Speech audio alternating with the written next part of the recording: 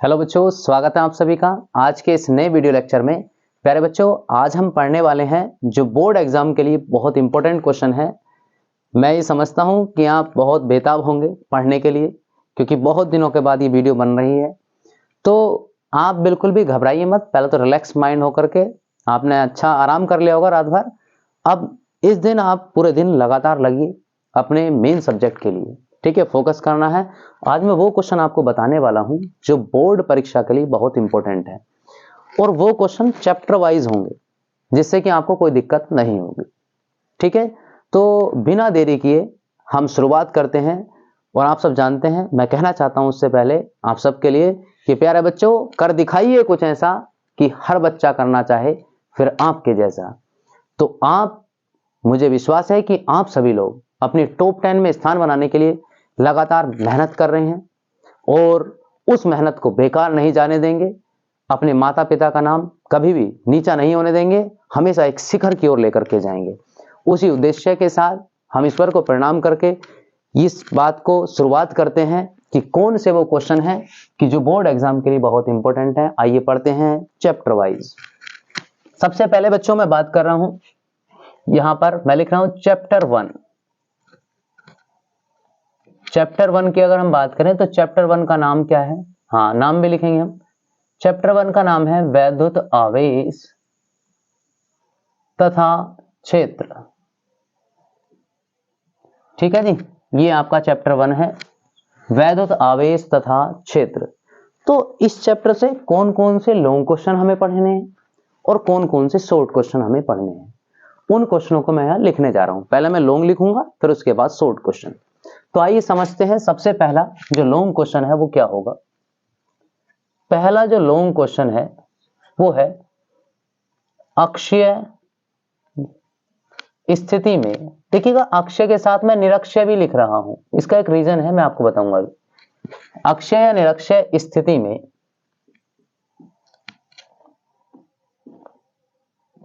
वैद्युत क्षेत्र की तीव्रता का व्यंजक। ठीक है जी, समझ में आ गया होगा क्वेश्चन। दूसरा क्वेश्चन आता है भैया, गॉस की प्रमेय क्या है। अब ये क्वेश्चन शॉर्ट में भी आता है, इतना ही कि गॉस की प्रमेय का उल्लेख कीजिए। तो लॉन्ग क्वेश्चन में भी जुड़ जाता है कभी कभी। देखिए कैसे कि गॉस की प्रमेय क्या है, इतना लिखेगा, आगे जोड़ देगा, इसकी सहायता से अनंत विस्तार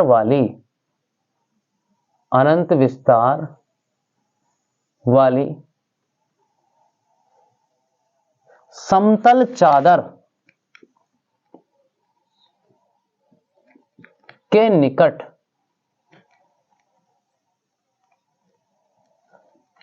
वैद्युत क्षेत्र की तीव्रता का व्यंजक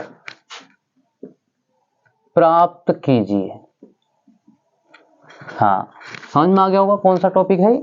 हाँ जी, इसका डेरिवेशन आता है E बराबर सिग्मा अपॉन 2 एप्सिलॉन नॉट। कौन सा डेरिवेशन है ये वाला? ऐसा चादर सी बनाई होगी आपने इस प्रकार से, प्लस क्यू आवेश उसके ऊपर दिखाया होगा, और ऐसे करके गॉसियन पृष्ठ बनाया होगा आपने।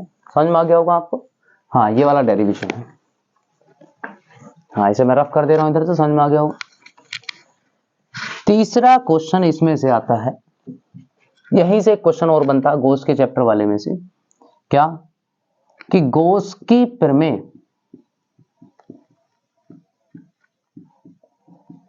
की सहायता से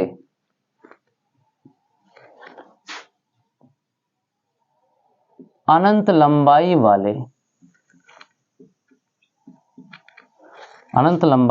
वाले चालक तार के निकट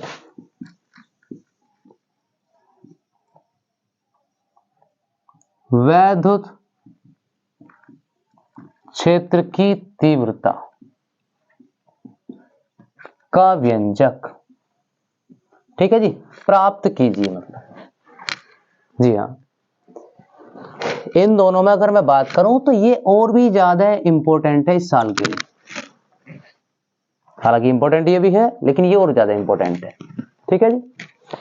अब एक बात और, हालांकि इस चैप्टर में से हम इतना ही पढ़ रहे हैं क्वेश्चन, लेकिन इस बार सिलेबस को जोड़ा गया है।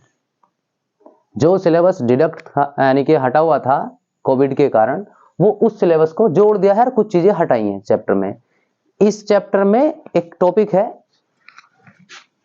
क्या, वो घोष की प्रमेय की सहायता से ही है, उसे और पढ़ लेना आप एक बार।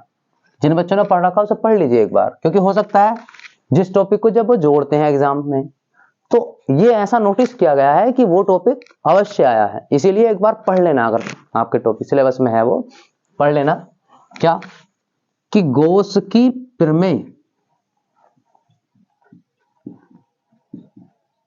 की सहायता से गोलीय कोश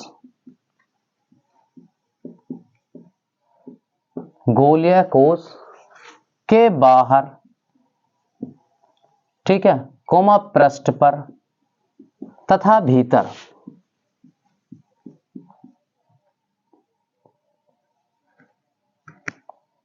वैद्युत क्षेत्र की तीव्रता ज्ञात कीजिए। बिल्कुल ध्यान देंगे, ये टॉपिक हटा हुआ था, इसे इस बार जोड़ा गया है सिलेबस में, इसीलिए इस पर भी ध्यान देना है। ठीक है नहीं, मैंने इसे इंपॉर्टेंट नहीं कहा, इसका भी एक रीजन है। अभी सन 2023 में आया हुआ क्वेश्चन, जो 23 की परीक्षा हुई उससे पहले, तो हो सकता है संभवतः बहुत रेयर चांस होते हैं कि डबल उसे दे। तो अब इसलिए इस क्वेश्चन को भी हमें पढ़ लेना है सही तरीके। अगर नहीं पढ़ा है तो आप कहीं भी क्वेश्चन बैंक से या किसी से भी आप देख लें एक बार, अगर मिल जाए तो अच्छी बात है, नहीं मिले तो कहीं से भी आप इसे पढ़ लीजिए। ठीक है जी। हाँ, ये क्वेश्चन मैंने अभी यूपीएमएसपी पे चेक किया है, ये दे रखा है सिलेबस में भी। तो चलिए, अक्षय, इन दोनों में से अक्षय वाला बहुत इंपॉर्टेंट है। ये कई बार अगर बात करें तो 70% इसके चांस होते हैं, 40% इसके रेयर केस है यदि वो इसे दे दे। ठीक है नहीं, क्योंकि थोड़ा सा टिपिकल होता है, वो भी जानता है कि बच्चों को कौन सा टॉपिक दिया जाए। तो ये बच्चे लॉन्ग क्वेश्चन है, मैं चैप्टर में से ज्यादा रख रहा हूँ इस टॉपिक में जानबूझ करके। मैं चाहता था आपको 1-2 क्वेश्चन भी इसमें बता सकता है, लेकिन जब आपको बेहतर तैयारी करनी है भैया, 90+ नंबर चाहिए, तो 90+ के लिए थोड़ी सी मेहनत ज्यादा करनी पड़ती है। आप ये मत सोचिए कि हम 1-2 क्वेश्चन को पढ़ करके अच्छा कर सकते हैं। मैं लिख रहा हूँ उसके ऊपर जो ज्यादा इंपॉर्टेंट है, फिर हालांकि मैं उस पर नोट कर रहा हूँ। ठीक है नहीं, जिन्हें ज्यादा दिक्कत है तो वो इंपॉर्टेंट पढ़ लें टॉपिक। ठीक है, जिन्हें पास होना है या फिर थोड़े से अच्छे नंबर लाने 70% के आसपास, तो भैया इंपॉर्टेंट पढ़ लो, हो जाएगा। जिन्हें 90% चाहिए, 90% से ऊपर चाहिए, बोर्ड में कहीं स्थान बनाना है, तो उन्हें तो पढ़ना पड़ेगा अच्छे से, तभी आपके नंबर आएंगे। सीधी सी बात है, यहाँ कोई दिखावा नहीं होता, ना कोई बहाना, कुछ नहीं। वास्तविकता में वही बताया जाएगा जो हाँ हमें पढ़ना है, अच्छे से पढ़ना। तैयारी के लिए समय दे रखा है आपको, पढ़िए अच्छे से। चलिए, अब हम बात कर रहे हैं, ये टॉपिक हमने पढ़ लिया। अब हम यहाँ पर बात कर रहे हैं बच्चों शॉर्ट में। तो शॉर्ट में कौन कौन से वो क्वेश्चन होंगे, क्या ये क्लियर दिख रहा है? मैं एक बार चेक कर लेता हूं मैं भी इसमें। हाँ चलिए, बढ़िया, बहुत बढ़िया, अच्छा दिख रहा है। तो अब हम इस चैप्टर में से, हाँ ये दिख रहा है हमें। अब हम बात कर रहे हैं बच्चों, ये जैसे लॉन्ग थे, अब हम बात करेंगे शॉर्ट की। आइए, शॉर्ट क्वेश्चन कौन कौन से पढ़े जाए। हाँ जी, तो शॉर्ट क्वेश्चन कौन कौन से पढ़े जाएंगे जी, उसकी हम बात कर रहे हैं। पहला जो शॉर्ट क्वेश्चन है वो क्या है, देखिएगा। पहला शॉर्ट क्वेश्चन है वैद्युत फ्लक्स। पढ़ा सभी ने वैद्युत फ्लक्स यानी कि इलेक्ट्रिक फ्लक्स की परिभाषा, कोमा मात्रक तथा विमा लिखिए। विमा लिखिए, ठीक है जी। इसी में क्वेश्चन एक जोड़ देता है, क्या? यह 1 नंबर में पूछ लेता है, धनात्मक तथा ऋणात्मक वैद्युत फ्लक्स को समझाइए। जी हां, को समझाइए। लो जी, ये शॉर्ट क्वेश्चन है। ये क्वेश्चन आपका 3 नंबर में भी आ सकता है, 2 नंबर में भी आ सकता है, और 1 नंबर में आएगा तो केवल परिभाषा आपको देगा इसमें से, या इसकी विमा वगैरह पूछ लेगा। हाँ जी, इसमें पढ़ने के बहुत फायदे हैं। फ्लक्स का मात्रा भी पूछा जाता है, विमा भी आ जाती है बहुविकल्प में, तो कई सारी चीजें हमें यहां समझ में आएगी। अगला क्वेश्चन इसी में, वैद्युत द्विध्रुव, वैद्युत द्विध्रुव आघूर्ण की परिभाषा, कोमा मात्रक तथा विमा लिखिए, तथा विमा लिखिए। बहुत इंपॉर्टेंट है। अब एक बात ध्यान रखना, ये क्वेश्चन दो प्रकार से पूछ लेता है। एक तो इस तरीके से पूछ लेगा, या एक नंबर में देने के लिए कह देगा कि वैद्युत द्विध्रुव से आप क्या समझते हैं, इसके दो उदाहरण बताइए। तो हम जानते हैं वैद्युत द्विध्रुव आघूर्ण को पढ़ने से पहले वैद्युत द्विध्रुव भी पढ़ा जाता है, सही है नहीं? तो इसे पढ़ लेंगे अच्छे से, इसके उदाहरण भी पूछ लेता है। तीसरा क्वेश्चन इसमें शॉर्ट क्वेश्चन तीसरा, वैद्युत क्षेत्र की तीव्रता की परिभाषा, कोमा मात्रक तथा विमा लिखिए। ठीक है जी, मेरे हिसाब से तीन क्वेश्चन है जो बोर्ड के लिए बहुत इंपॉर्टेंट है। कोई भी एक क्वेश्चन 100% मिलेगा देखने के लिए बोर्ड एग्जाम में। चलो एक क्वेश्चन मैं और बढ़ा दे रहा हूं आपके लिए, ठीक है? क्वेश्चन क्या है? हाँ, एक क्वेश्चन आता है, इसमें हम लिखते हैं, चलो मैं एक काम करता हूँ, हटाता हूँ। हाँ, क्वेश्चन आप लिखो, ज्यादातर पूछा जाने वाला क्वेश्चन है, कूलाम के नियम का वेक्टर रूप। कूलाम के एक नंबर में का वेक्टर रूप लिखिए, बहुत बार आता है। और देखिएगा कितनी आसान बात है, मैं वेक्टर रूप को लिख रहा हूं, हालांकि कूलाम का नियम भी पूरा आना चाहिए, पहला ही टॉपिक हमारे चैप्टर का, तो वेक्टर रूप भी आना चाहिए इसका, कूलाम का नियम हमें याद होना चाहिए। थोड़ा सा पढ़ लो एक बार, याद भी होगा आपको। इसमें से अगर एक क्वेश्चन दिया आपको, पांचवा मैं लिख दे रहा हूं, तो मैंने जैसा कि नोटिस किया है कि दो वैद्युत बल रेखाएं, दो वैद्युत बल रेखाएं एक दूसरे को नहीं काट सकती, क्यों? पता ही है, यदि वो काटेंगी तो कटान बिंदु पर वैद्युत क्षेत्र की दो दिशाएं होंगी, जो कि असंभव। एक लाइन के आंसर देने हैं, ऐसे ऐसे क्वेश्चन ही है कि दो दो लाइनों के हैं, ज्यादा लंबे तो है नहीं। तो शॉर्ट क्वेश्चन इन्हें पढ़ लेने हैं, बहुत अच्छे से याद हो जाने चाहिए। कोई भी हमें क्वेश्चन देखने के लिए बोर्ड एग्जाम में मिल जाएगा, क्योंकि वो उसकी प्रायोरिटी है कि इन चैप्टर में से कोई भी क्वेश्चन को जरूर उठाएगा, चाहे वो शॉर्ट में से उठाए या लॉन्ग में से उठाए, ये 100% श्योर होता है इतनी बात के लिए, क्योंकि बड़ा इंपॉर्टेंट होता है शुरू के चैप्टर। क्या हम इस बात को समझ पाए? इसलिए ज्यादा भी मैटर है। कुछ चैप्टर ऐसे होंगे जिनमें से तुम्हें 2 या 3 टॉपिक ही पढ़ने हैं, कुछ चैप्टर ऐसे जिनमें से ज्यादा टॉपिक पढ़ने हैं। तो इस बात का ध्यान रखना है हम सबको कि किससे हमें ज्यादा पढ़ना है और किस चैप्टर से हमें कम पढ़ना है। तो ये आप जरा नोट कर लीजिए, मैं इधर आ जाता हूं, आप इसका स्क्रीनशॉट ले लीजिए एक बार।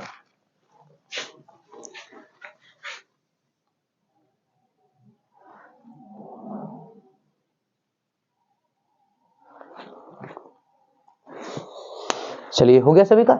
चलिए मैं इसे रफ कर दे रहा हूं। हाँ, आप तो हो गया होगा सभी का।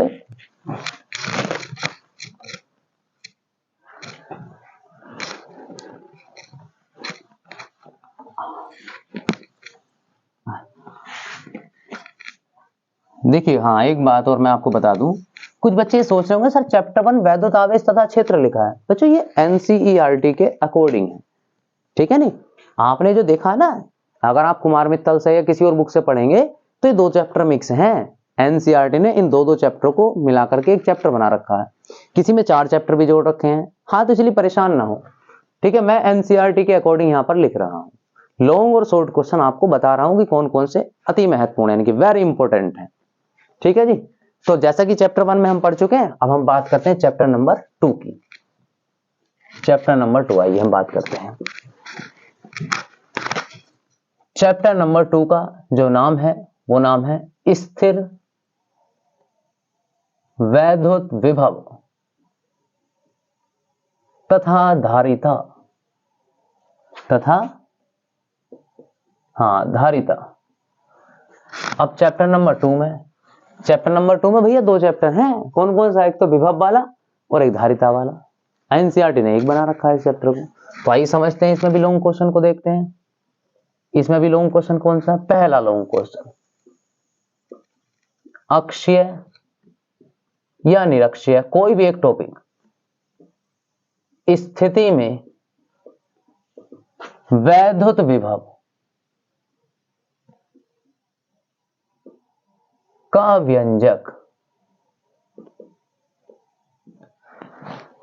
देखिएगा, अक्षीय निरक्षीय स्थिति में तीव्रता, जैसा कि पहले चैप्टर में हमने पढ़ी, और आकर के यहां पर हम पढ़ते हैं विभव को। तो ये चार में से कोई भी एक टॉपिक जरूर हमें देखने के लिए मिलता है। ये ऐसी प्रायोरिटी देखी गई है, हर बार नोटिस किया गया है। तो इसलिए इसे भी आप पढ़ लें अच्छे से। अगर आपको वो तीव्रता निकालनी आती है तो ये उससे भी और भी ज्यादा आसान है। चलिए अब हम बात करते हैं इसमें दूसरे क्वेश्चन की।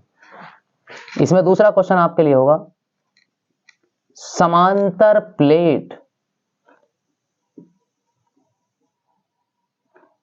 संधारित्र की धारिता का व्यंजक। बिल्कुल जी, ठीक है जी। अभी क्या होता है देखिएगा, इस व्यंजक को ऐसे कहता है कि समांतर प्लेट संधारित्र की धारिता का व्यंजक प्राप्त कीजिए जब उसकी प्लेटों के बीच, पूरी प्लेटों में परावैद्युतांक भरा है। ठीक है जी, एक ऐसे कहता है, एक कहता है आंशिक रूप से भरा है। तो देखिए ध्यान दीजिए, ये वही व्यंजक है जब पूरे रूप यानी कि पूरी प्लेटों के बीच में भरा हुआ है। तो इसका जो व्यंजक आता है C बराबर K epsilon not A upon D, ये वाला आपको पढ़ना है। अब जब वो आंशिक रूप से कहेगा तो आंशिक रूप का मतलब, जैसे हम गिलास में पानी भरें तो पूरा भरा हो तो पूर्ण रूप से हो गया, और अगर आधा गिलास भरा तो हम कहेंगे आंशिक रूप से। तो इसका मतलब एक बार हम टी मोटाई की पट्टी रखते हैं तो उसे कहते हैं आंशिक रूप से रखा हो। तो इसलिए बच्चे परेशान ना हो कोई भी कि कौन सा वाला व्यंजक हमें करना। जब आंशिक रूप की बात आती, टी मोटाई की बात आती है, टी मोटाई कहेगा या आंशिक रूप से कहेगा। और जब कह दे कि समांतर प्लेट संधारित्र की धारिता का व्यंजक प्राप्त करो तो ये करना है। या कहे कि पूरी प्लेटों के बीच में पूरे में के परावैद्युतांक वाला पदार्थ भरा है, मानी पता नहीं क्या भरा है, तो ये वाला व्यंजक ही होता है। ध्यान रखें, आंशिक रूप या इसके लिए देखो टी मोटाई वाला 2023 में आया हुआ है, इसलिए आप इस वाले व्यंजक को अच्छे से पढ़ेंगे। इस साल के लिए ये ज्यादा इंपॉर्टेंट है। चलिए, तो बात समझ में आ गई कौन सा व्यंजक है। ठीक है, अब हम बात कर रहे हैं क्वेश्चन नंबर 3 की। इस चैप्टर में से कौन सा पढ़ना है? हाँ जी, इस चैप्टर में से पढ़ना है, दो आवेशित चालकों को तार द्वारा जोड़ने पर, बहुत इंपॉर्टेंट है भैया मेरे हिसाब से, कहीं के भी सेट में आए जरूर मिलेगा देखने, ऊर्जा हानि का सूत्र या ऊर्जा हानि का व्यंजक। ठीक है जी, ठीक है जी, ऊर्जा हानि का सूत्र जरूर पढ़ लें इसके लिए। तो मेरे हिसाब से 3 क्वेश्चन है जो बोर्ड एग्जाम के लिए इंपॉर्टेंट है भैया। इन तीनों में से पता नहीं ऐसा क्यों लग रहा है मुझे 100% कोई भी एक क्वेश्चन देखने के लिए मिल जाएगा। ठीक है जी, तो इसलिए चैप्टर बड़ा इंपॉर्टेंट है भी अपने आप में, ज्यादा नहीं पढ़ना है इसमें, हमें इतना ही पढ़ना है। आइए शॉर्ट क्वेश्चन, पहला शॉर्ट क्वेश्चन क्या पढ़े हम इस चैप्टर में से, समझते हैं। इसमें शॉर्ट में पहला क्वेश्चन शॉर्ट हमें पढ़ना है, सिद्ध कीजिए कि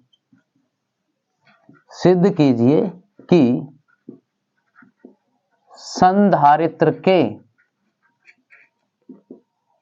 एकांक आयतन में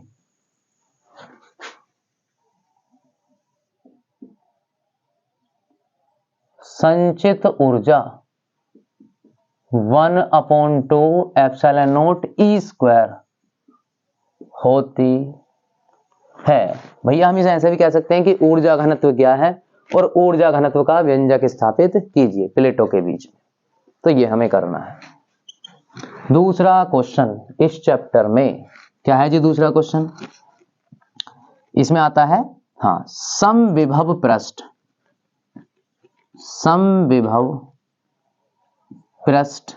क्या है?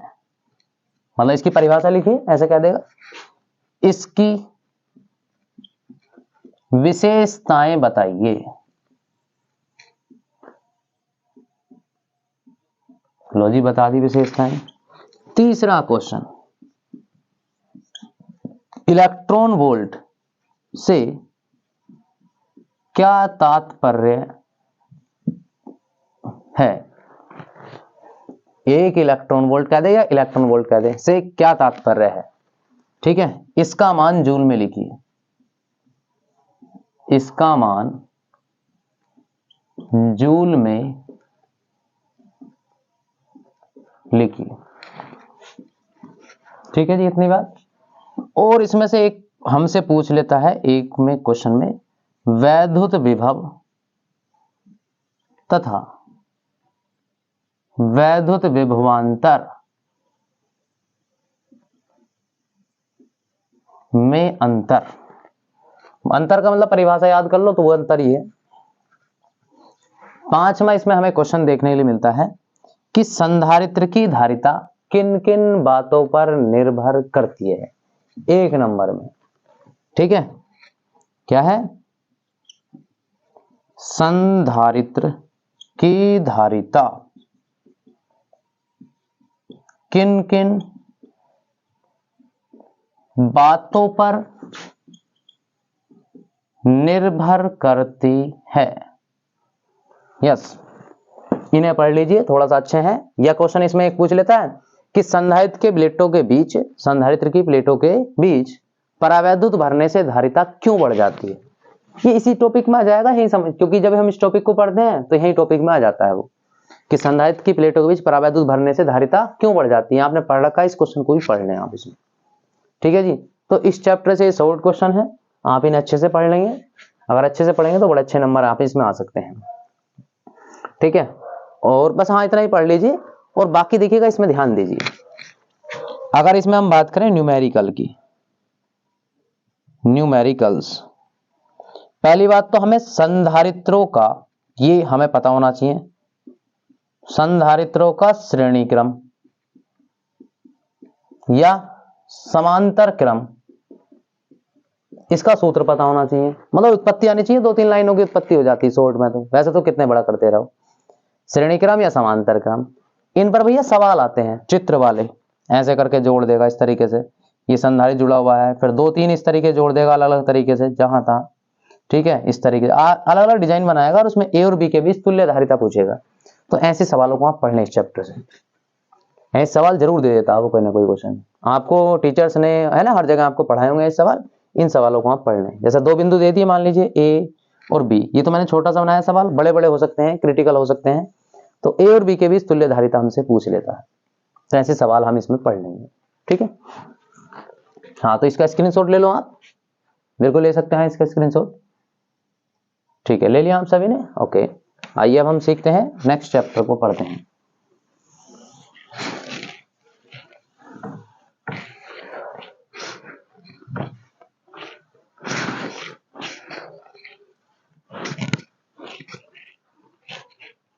यस, अब हम बात कर रहे हैं चैप्टर नंबर 3 की। चैप्टर नंबर 3 का नाम है वैद्युत धारा, ठीक है जी। चैप्टर नंबर 3 में हम बात कर रहे हैं लॉन्ग क्वेश्चन की। पहला लॉन्ग क्वेश्चन क्या होगा इस चैप्टर में, ठीक है, वैद्युत धारा में पहुंच जाते हैं। हाँ जी, इस चैप्टर को भी जैसे एनसीईआरटी ने विभव और धारिता वाले चैप्टर को दूसरा चैप्टर बना रखा है, और तीसरे चैप्टर में हम वैद्युत धारा को जो पढ़ रहे हैं, इसमें भी 2 चैप्टर मिक्स हैं आपके, ठीक है नी। आइए देखते हैं कैसे। सबसे पहला जो क्वेश्चन पूछता है, इसमें आता है अनुगमन वेग क्या है, इसके आधार पर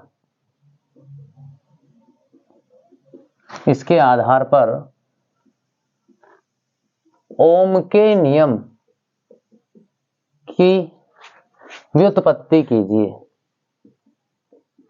व्युत्पत्ति कीजिए, अनुगमन वेग क्या है, इसके आधार पर ओम के नियम की व्युत्पत्ति कीजिए, ठीक है। आपने पढ़ा होगा, बहुत आसान सा टॉपिक है। यहीं से अगर आपको ये आता है तो यहीं से क्वेश्चन ऐसे भी पूछ लेता है, अपवाह वेग क्या है। भैया अनुगमन वेग का दूसरा नाम है अपवाह वेग, ठीक है। तो क्वेश्चन ऐसा पूछ लेगा, अपवाह वेग क्या है, इसके लिए व्यंजक स्थापित कीजिए। यदि ये वाला क्वेश्चन आता है आपसे तो आप इसे भी कर सकते हैं, बहुत आसान सा क्वेश्चन, दोनों का सेम से डेरिवेशन है, बस इसमें थोड़ी सी लाइन और बढ़ा देते हैं, यही डेरिवेशन पूरा हो जाता है।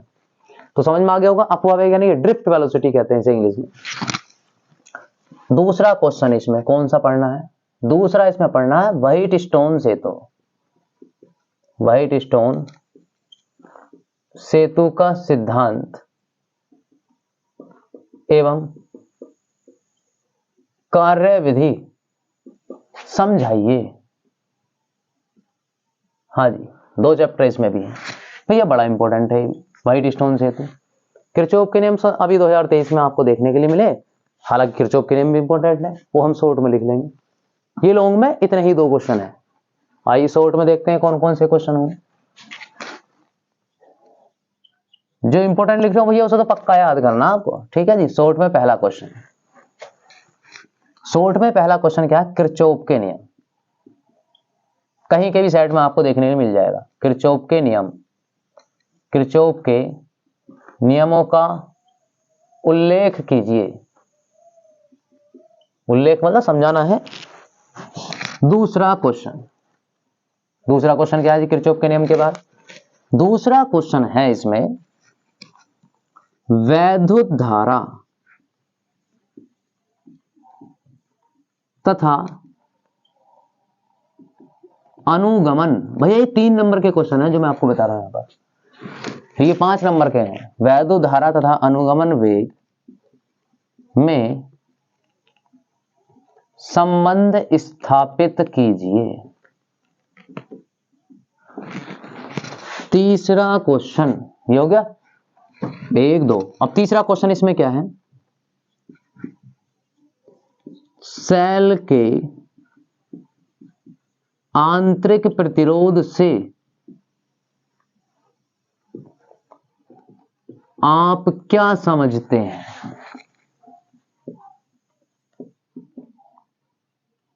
ठीक है, यह है किन किन बातों पर निर्भर करता है। समझ में आ गया होगा क्वेश्चन पूरा? ठीक है जी। यहां से एक क्वेश्चन और, सेल के विद्युत वाहक बल, विद्युत वाहक बल से क्या तात्पर्य है? लो जी, विद्युत वाहक बल से क्या तात्पर्य है? यह किस पर निर्भर करता है? ठीक है, हाँ, किसी भी क्वेश्चन बैंक में आपको देखने के लिए मिल जाएंगे सारे क्वेश्चन। समझ में आ गया सभी को? ये क्वेश्चन, इस क्वेश्चन को पढ़िए आप, इस क्वेश्चन को पढ़िए और इस क्वेश्चन को पढ़ेंगे बहुत अच्छे से। एक क्वेश्चन हो रहा है भैया, गतिशीलता। हाँ भैया, बहुत इंपॉर्टेंट है गतिशीलता। मोबिलिटी इस बार जरूर देखने के लिए मिल सकता है। गतिशीलता की परिभाषा दीजिए। परिभाषा दीजिए। लो जी, दे दी गतिशीलता परिभाषा। अब आगे इसमें क्या है? इस पर ताप का क्या प्रभाव पड़ता है? इस पर ताप का क्या प्रभाव पड़ता है? और देखो 3 नंबर में, 1 नंबर की परिभाषा, 1 नंबर का ताप पर क्या प्रभाव पड़ता है? ताप बढ़ने पर बढ़ जाती है, घट जाती है, जो भी होगा आप पढ़ लेना इसे। अब इसमें वो क्वेश्चन पूछ लेता है, वैद्युत धारा तथा गतिशीलता में संबंध स्थापित कीजिए। यस, पढ़ लो भैया, इनमें से भी कोई मुझे लग रहा है, इसमें तो व्हाइटस्टोन से तो ज्यादा इंपॉर्टेंट है। अब यहां पर मुझे ऐसा लग रहा है देखने में कि इन क्वेश्चनों में से हो सकता है हमें 1 या 2 क्वेश्चन देखने के लिए भी मिल जाए, शॉर्ट में से भी। ठीक है नहीं? हाँ बिल्कुल बिल्कुल, इतना ध्यान देंगे, इनमें से हमें देखने के लिए अवश्य मिल सकता है क्वेश्चन। इंपॉर्टेंट है, काफी सारे इंपॉर्टेंट है जो बोर्ड में पूरे अनसोल्ड का निचोड़ है जो आपको मैं यहाँ बता रहा हूँ। कई बार मैंने देख लिया, उसमें माइंड में ऐसी फीड हो गया, इसलिए मैं आपको वही क्वेश्चन इसमें लिखवा दे रहा हूँ लगातार।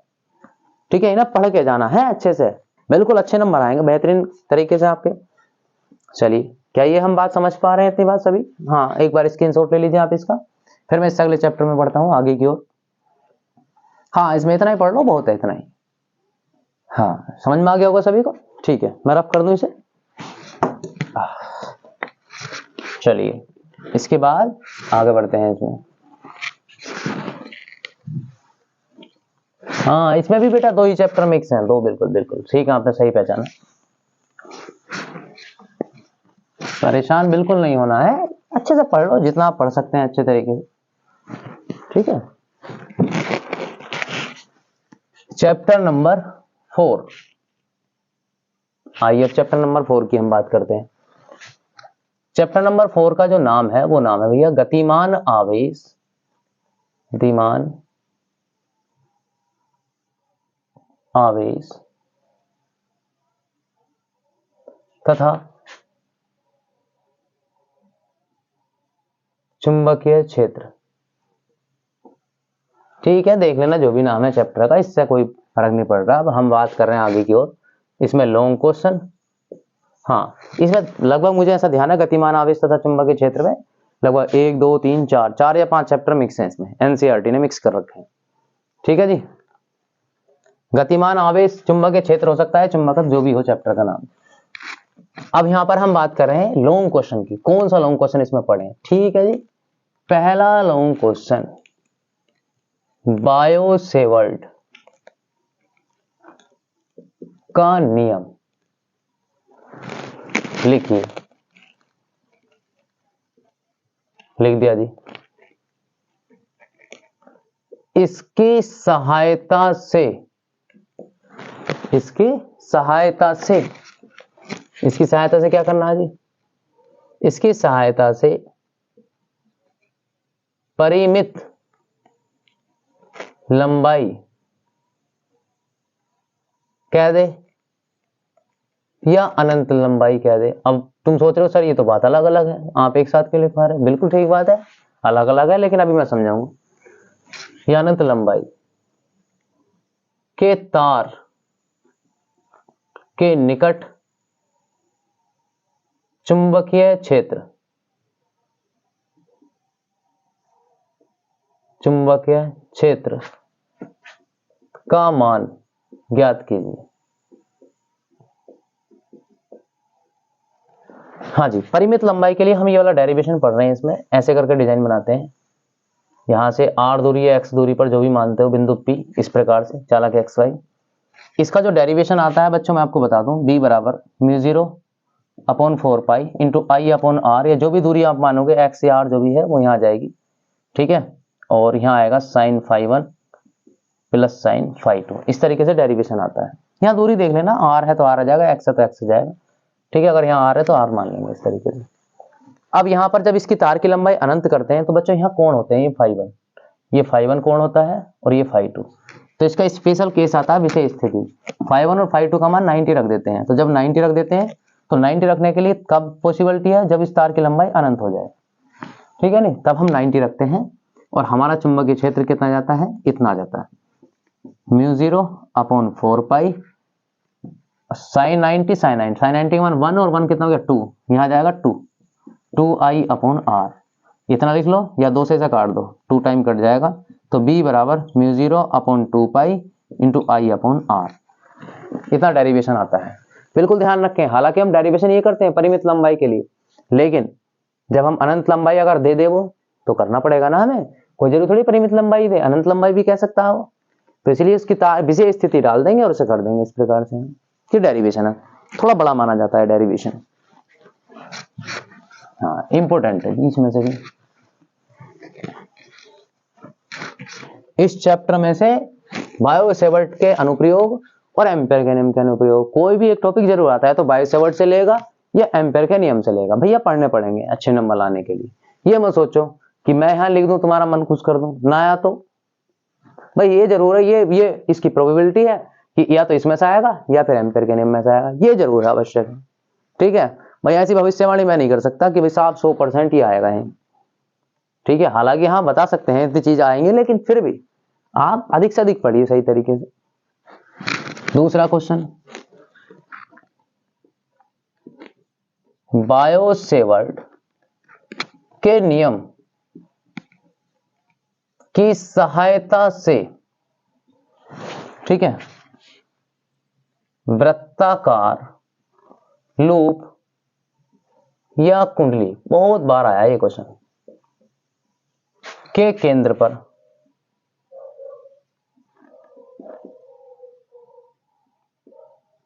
चुंबकीय क्षेत्र का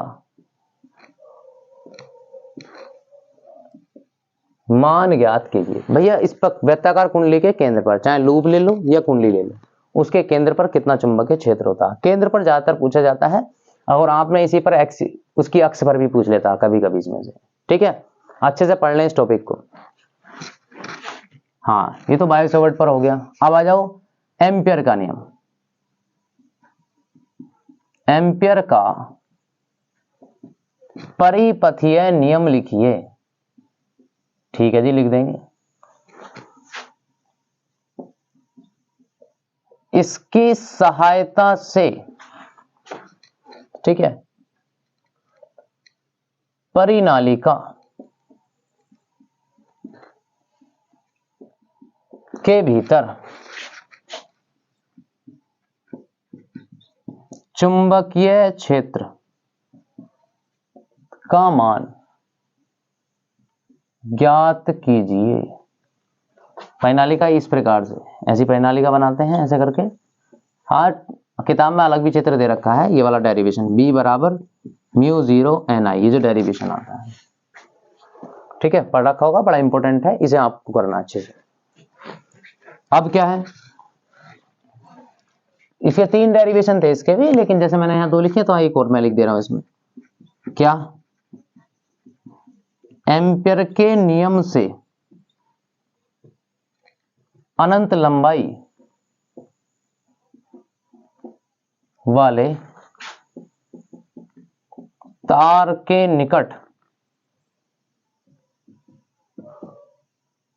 चुंबकीय क्षेत्र का मान ज्ञात कीजिए। क्या हम इस बात को समझ पा रहे हैं? ठीक है, देखिएगा, या तो वो बायो सेवर्ट से उठाएगा क्वेश्चन को, या इसमें से उठाएगा। इनमें से उठाने का प्रयास करता है 100%, कोई भी एक टॉपिक को। हाँ जी, इसमें एक टॉपिक और जोड़ लीजिए आप इसी में। हाँ, इन 3 टॉपिक में से एक जरूर देगा। क्या, 2 समांतर धारावाही चालकों के बीच बल, मतलब कितना, F/L बराबर म्यू 0 अपॉन 2 पाई I1 I2 अपॉन R। ठीक है, ये वाला जो फॉर्मूला है डेरिवेशन, इसे प्राप्त कीजिए और इसकी सहायता से एम्पियर की परिभाषा लिखिए। 1 एम्पियर की परिभाषा लिखिए, बिल्कुल 1 एम्पियर और जोड़ देगा इसमें। समझ में आ गया सभी को? हाँ जी, बिल्कुल। इन तीनों में से कोई एक रखेगा या इन दोनों में से कोई एक रखेगा बोर्ड एग्जाम में। ये होगा भैया लॉन्ग क्वेश्चन। अब आइए हम बात कर रहे हैं शॉर्ट क्वेश्चनों की। शॉर्ट क्वेश्चन कौन सा है? हाँ, इनमें से लॉन्ग की प्रायोरिटी ज्यादा है, लॉन्ग पर ध्यान दिया जाए। देखो, मैं कहीं कहीं लॉन्ग ज्यादा लिख रहा हूँ, कहीं कहीं शॉर्ट ज्यादा लिख रहा हूँ, तो बिल्कुल भी ऐसा ही लिखना हमें और ऐसी तैयारी करनी है। जिससे लॉन्ग ज्यादा आते हैं वो लॉन्ग लिख रहा हूं मैं, जिससे शॉर्ट आते हैं शॉर्ट लिख रहे हैं। अब इसमें क्या है, चल कुंडली धारामापी, थोड़ा सा पढ़ लेना इसके बारे में। चल कुंडली धारामापी क्या है? कभी कभी इसमें क्या है, लॉन्ग क्वेश्चन में देता है ऐसे चल कुंडली धारामापी का सिद्धांत, और ये समझाइए, जोड़ दिया इसे भी। हाँ, पहले हटा रखा था, जोड़ रखा है। अब क्या है, चल कुंडली धारामापी, ठीक है, का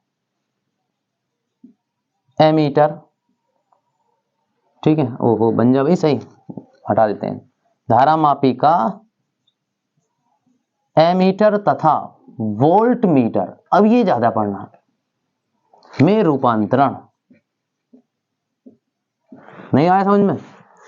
मतलब इसे चल कुंडली छोड़ो, आप लिखो धारामापी का एमीटर में या वोल्ट मीटर में रूपांतरण। बड़ा इंपॉर्टेंट क्वेश्चन है भैया, इस पर न्यूमेरिकल पढ़ते हैं, बहुत अच्छे न्यूमेरिकल भी आते हैं कि इतने से इतने रेंज का एमीटर बनाइए या इतने से इतने रेंज का वोल्ट मीटर आप बनाइए। ध्यान देंगे, धारामापी का वोल्ट मीटर में कैसे रूपांतरण किया जाता है, या धारामापी का एमीटर में पूछ लेगा या धारामापी का वोल्ट मीटर में कैसे रूपांतरण।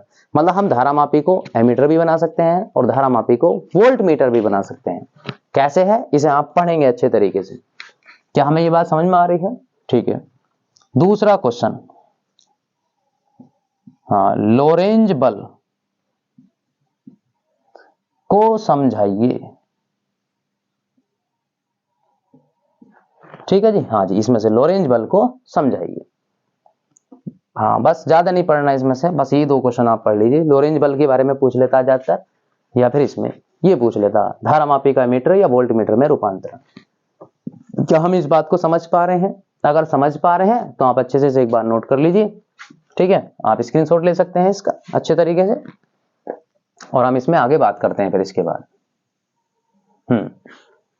बिल्कुल, ये क्वेश्चन हो गया। इसके बाद हाँ, सेकंड भाग में से आने की प्रोबेबिलिटी ज्यादा होती है इसकी कंपैरिजन में, लेकिन ऐसा नहीं कि ये इसमें से हम नहीं पढ़ेंगे, पढ़ना हमें इसमें से है, ठीक है, इसमें से भी पढ़ना है। मैं इसे रफ कर दे रहा हूं।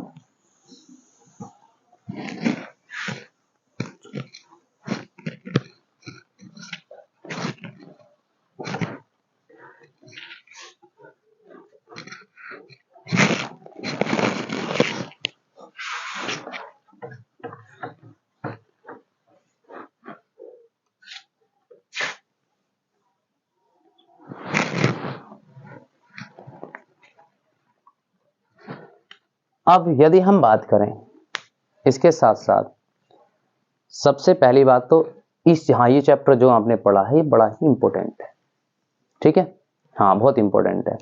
इसके बाद हम बात कर रहे हैं चैप्टर नंबर 5। चैप्टर नंबर 5 है का नाम है चुंबकत्व एवं द्रव्य, कुछ ऐसे ही नाम है, देख लेना जो भी नाम है इसका। अब हम इस चैप्टर में भैया कुछ नहीं पढ़ना, ज्यादा बहुत सारी चीजें हैं इनमें भी, अटरम सटरम दुनिया भर के भर रखे हैं, लेकिन आपको इसमें एक ही टॉपिक पढ़ लेना है, चुंबकत्व एवं द्रव्य में। एनसीईआरटी के अकॉर्डिंग यही शायद ऐसे ही कुछ नाम है। अब इसमें एक क्वेश्चन पढ़ लेना, अनुचुंबकीय, ठीक है, प्रतिचुंबकीय। अच्छा पहले प्रतिचुंबकीय आना चाहिए, कोई बात नहीं, पहले किसी को लिख लो, कोमा लोह चुंबकीय।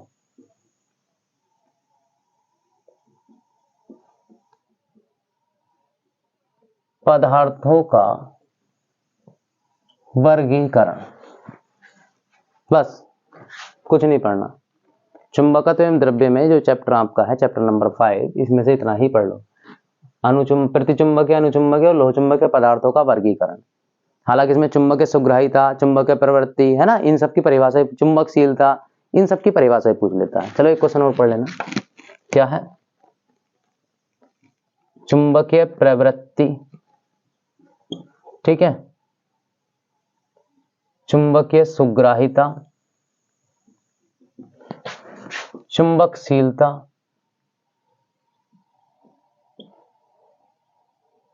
की परिभाषा,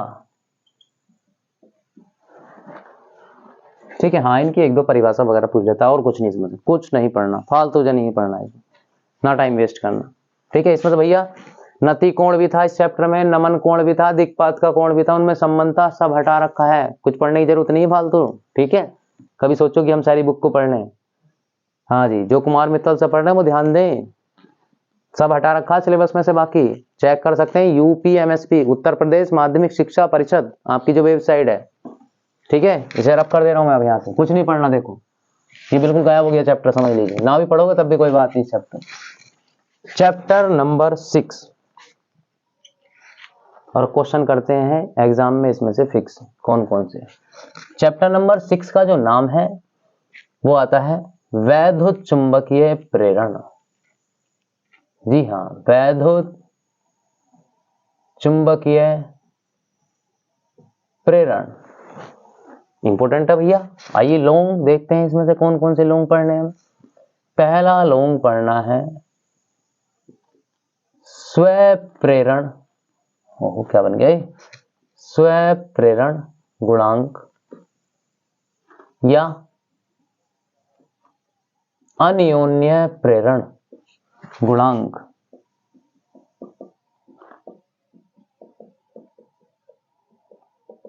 की परिभाषा, मात्रक, विमा। या तो कह देगा स्वप्रेरण गुणांक के बारे में या अन्योन्य प्रेरण गुणांक के बारे में, इनके उदाहरण, मात्रा, परिभाषा सब। भैया दो दो परिभाषा लिखी जाती है इनकी, आपको टीचर्स ने लिखवाई होंगी, इसकी भी दो परिभाषाएं, इसकी भी दो परिभाषाएं। तो परिभाषा का मतलब परिभाषा नहीं, लॉन्ग क्वेश्चन में लिख रहा हूं मैं यहाँ पर, ये आपको समझ में आ रहा होगा, ठीक है। और इनका भैया अनुप्रयोग पढ़ लियो, एक आध है ना, जैसे समतल कुंडली का स्वप्रेरकत्व क्या होता है, उसका व्यंजक, इस तरीके से। दूसरा इसमें से आएगा क्वेश्चन, लोरेंज बल के आधार पर फैराडे के ठीक है नियमों को समझाइए का उल्लेख कीजिए, या विद्युत चुंबकीय प्रेरण को समझाइए, या फैराडे के दूसरे नियम की उत्पत्ति कीजिए, ऐसे कह देगा हमसे। हाँ थोड़ा सा लॉन्ग है ये, क्योंकि भैया कई साल से नहीं आया, तो एग्जामिनर भी सोच रहा है कि हो सकता है मैं इस बार इस क्वेश्चन को रख दूं। थोड़ा सा बड़ा है, अच्छे से पढ़ लेना है सही करके। हाँ इसमें से ज्यादा और कुछ नहीं पढ़ना है।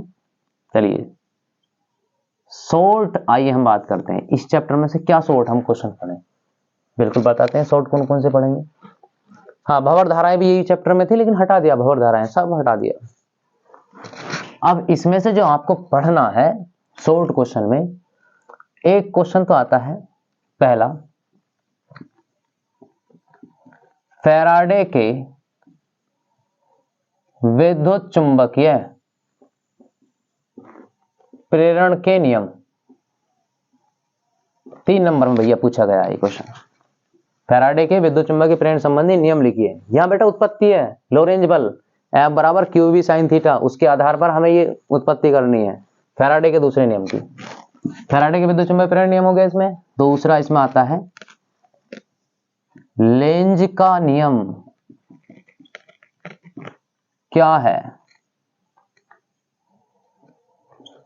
इसकी व्याख्या कीजिए। बिल्कुल बिल्कुल बिल्कुल ध्यान दें, लेंज का नियम क्या है, फैराडे के दूसरे नियम को ही लेंज का नियम कहते हैं, लेकिन इसकी व्याख्या करने के लिए आती है। इसकी व्याख्या करते हैं चुंबक और कुंडली वाले प्रयोग की सहायता से। यस, तो ये क्वेश्चन समझ में आ गया सभी को। ये हो गया क्वेश्चन, इसमें ये क्वेश्चन हो गया।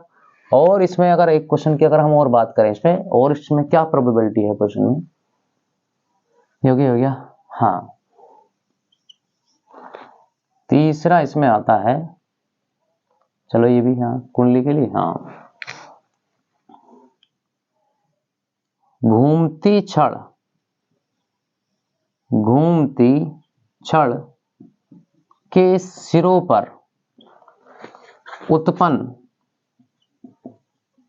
प्रेरित विद्युत वाहक बल का सूत्र कौन सा, E बराबर 1/2 B ओमेगा L स्क्वायर। ठीक है, इस सूत्र की उत्पत्ति कीजिए। मतलब कोई छड़ है कोणे वेग ओमेगा से अपनी एक कक्ष के परितः घूम रही, एक सिरे के परितः, उस सिद्ध कीजिए कि उसके सिरों के परितः इतना ठीक है विद्युत वाहक बल उत्पन्न होता है। ये आपको उत्पत्ति करनी है। इस चैप्टर में भैया न्यूमेरिकल पढ़ने हैं, न्यूमेरिकल्स बिल्कुल पढ़ने हैं। स्वयं प्रेरण और अन्योन्य प्रेरण भरा पड़ा होगा न्यूमेरिकल से इसमें, इस टॉपिक पर बेस्ड क्या देगा, इस कुंडली का स्वयं प्रेरण गुणांक ज्ञात कीजिए, या इस कुंडली का विद्युत वाहक बल ज्ञात कीजिए, या कोई भी चीज हमसे पूछ लेगा। स्वयं प्रेरण पर ज्यादा न्यूमेरिकल है, जो आप पढ़ लें अच्छे से। टीचर्स ने आपको पढ़ाए होंगे, नहीं पढ़ाए तो आप क्वेश्चन बैंक का यूज कर सकते हैं, उससे आप पढ़िए इसके न्यूमेरिकल। इसमें से न्यूमेरिकल भी पूछे जाते हैं। ठीक है, हाँ तो इसलिए इस पर थोड़ा सा ही ध्यान देंगे, इन क्वेश्चनों पर आप ध्यान दीजिए। आइए हम बिना देरी करें, क्योंकि देरी नहीं करनी, क्योंकि भैया और भी हैं चैप्टर, आज सभी निपटाने इसमें हमें। यहाँ भैया पानी पीते रहो, चाय पियो, दूध पियो, जो भी तुम्हें पीना पीते रहो, और अपना नोट करते रहो कौन कौन से क्वेश्चन है, निशान लगाते रहो। सही है, क्योंकि भाई हम भी मेहनत कर रहे हैं आपके साथ, है ना। क्वेश्चन चैप्टर नंबर 7 का नाम है भैया प्रत्यावर्ती धारा। प्रत्यावर्ती धारा AC, ऐसी नहीं AC, हाँ ठीक है, ऐसी नहीं क्या है AC, ये लिख दिया हमने AC, अल्टरनेटिंग करंट। इसमें सबसे पहला लॉन्ग क्या है, पहला लॉन्ग क्वेश्चन आपका क्या होगा, पहला लॉन्ग क्वेश्चन होगा LCR परिपथ की प्रतिबाधा। हाँ जी, बहुत सारे टॉपिक हैं, LR परिपथ, CR परिपथ, है ना, LC परिपथ, LCR परिपथ, L परिपथ, सारे परिपथ सब नहीं पढ़ने, ये पढ़ लो, ठीक है। या इसमें से दे देता है श्रेणी अनुनादी, श्रेणी हमारे सिलेबस में ये है, अनुनादी LCR परिपथ की अनुनादी आवृत्ति, हमें पता है अनुनादी आवृत्ति इसमें निकलती है। अगर ये वाला टॉपिक पढ़ रखा तो इसका इसमें यूज करते हैं, ये भी डेरिवेशन आप पढ़ सकते हैं, किताब में दिया हुआ भी है। दूसरा टॉपिक ट्रांसफार्मर, बिल्कुल जी ट्रांसफार्मर को जरूर पढ़ें क्योंकि इस पर सवाल भी है। ट्रांसफार्मर के बाद चौक कुंडली, भैया इंपॉर्टेंट है बड़ा चैप्टर ये वाला भी। हाँ चौक कुंडली, यह एक क्वेश्चन इसमें और जोड़ लो।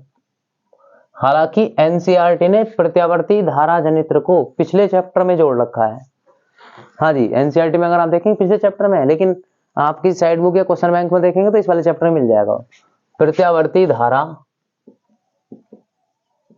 जनित्र, ट्रांसफार्मर बहुत इंपॉर्टेंट है और भी, ठीक है। चौक कुंडली ऐसी है, बहुत कम आता है, रेयर केस में आ जाता है, लेकिन फिर भी आप पढ़ लें इन चीजों को।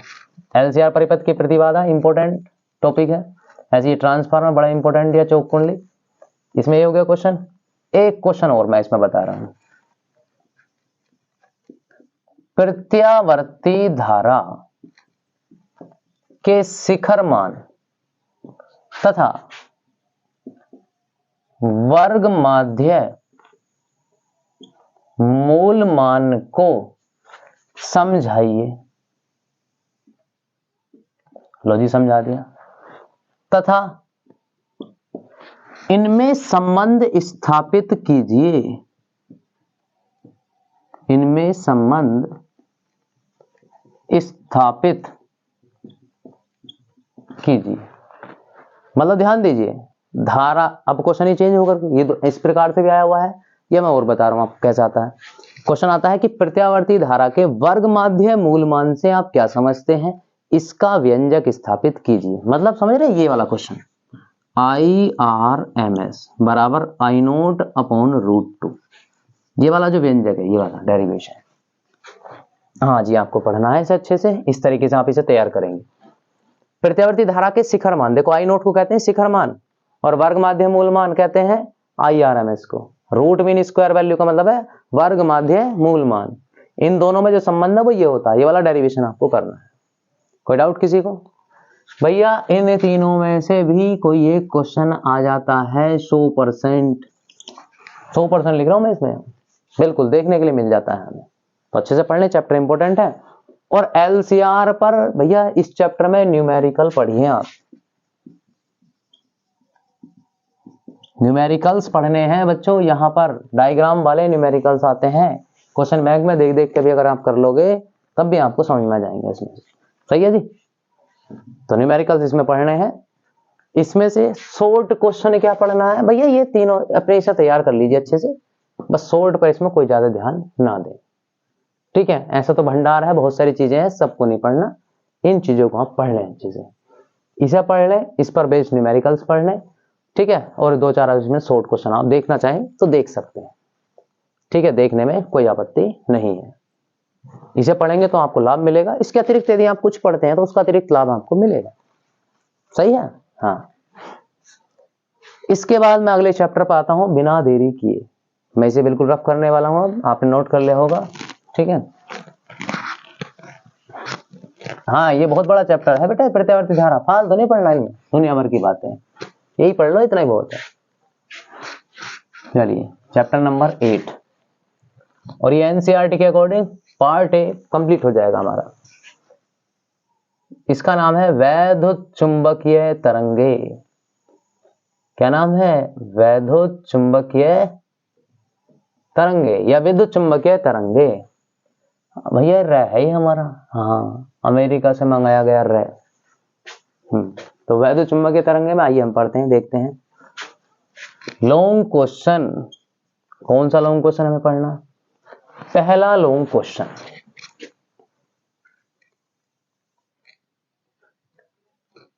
वैद्युत चुंबकीय स्पेक्ट्रम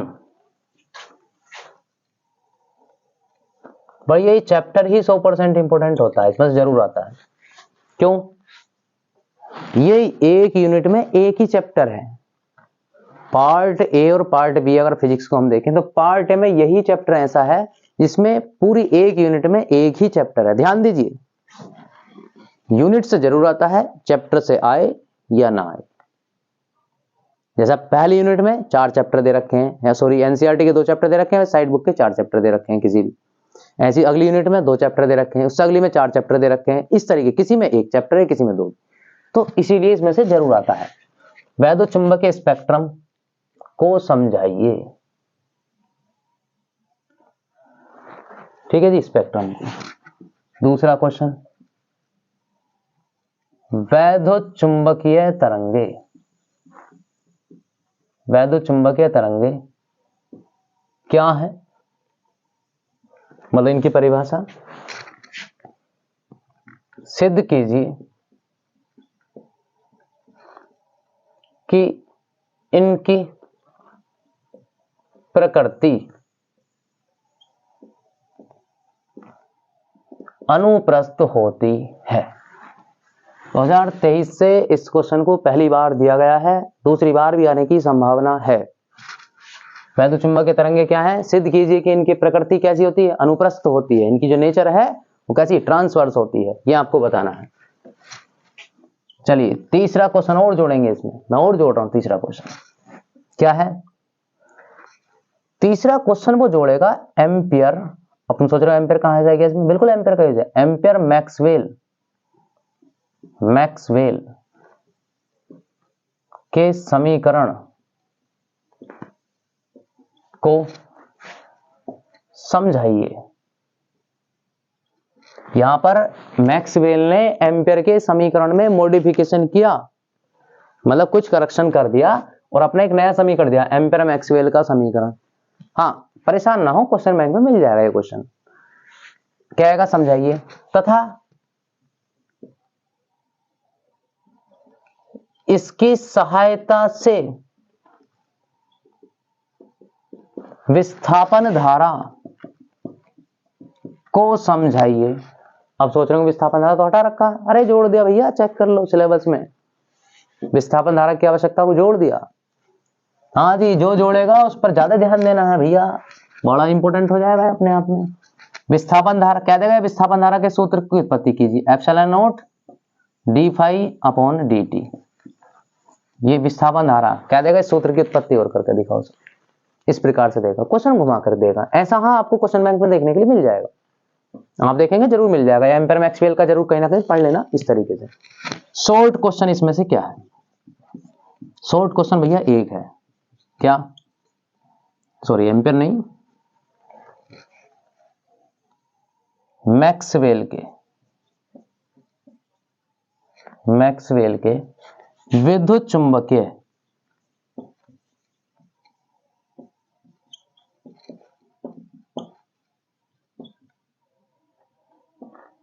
तरंग सिद्धांत को समझाइए।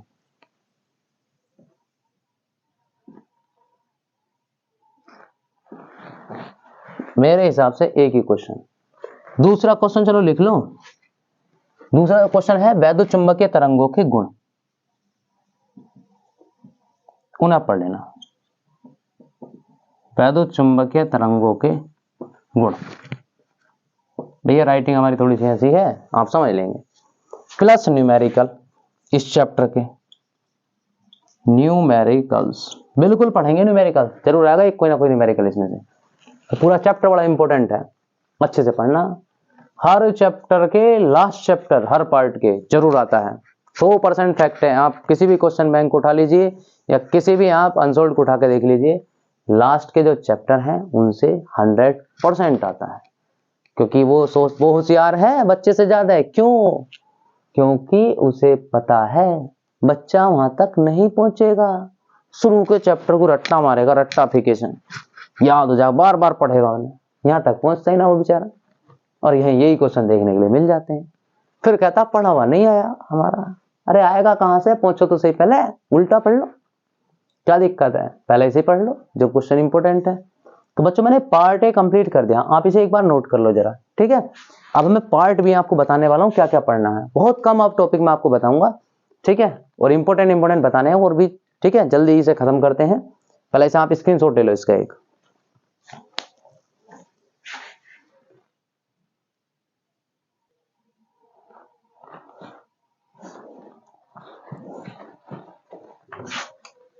चलिए, तो हम बात कर रहे हैं बच्चों अगले नेक्स्ट चैप्टर की, हम बात कर रहे हैं बिना देरी किए नेक्स्ट चैप्टर को हम पढ़ते हैं।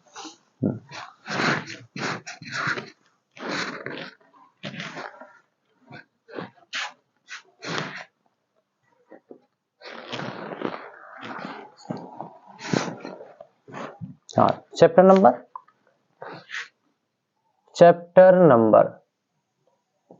9।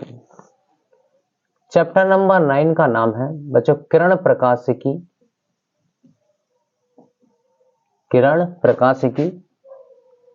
तथा प्रकाशिक यंत्र। यस, रे ऑप्टिक्स कहते हैं इसे इंग्लिश में, क्या कहते हैं? Ray optics. ओके, तो इसमें कौन कौन से लॉन्ग क्वेश्चन है? बिल्कुल जी, ये वाला पार्ट और ज्यादा इंपॉर्टेंट है। आप ये समझ सकते हैं, ऐसा कह सकते हैं भैया 60% आता है इसमें से, पार्ट में से, और 40% पहले पार्ट में से, ठीक है। इसमें से मैंने ज्यादा बता रहा हूं आपको। देखो लॉन्ग क्वेश्चन कौन सा इसमें से पढ़ना है। पहला लॉन्ग क्वेश्चन हमें इसमें जो पढ़ना है वो ये पढ़ना है। हाँ, आवाज तो क्लियर आ रही होगी सभी को? ठीक है। चलो, पहला लॉन्ग क्वेश्चन है, उत्तल हो या अवतल, टीचर्स ने आपको पढ़ाया होगा उत्तल या अवतल, गोलीय पृष्ठ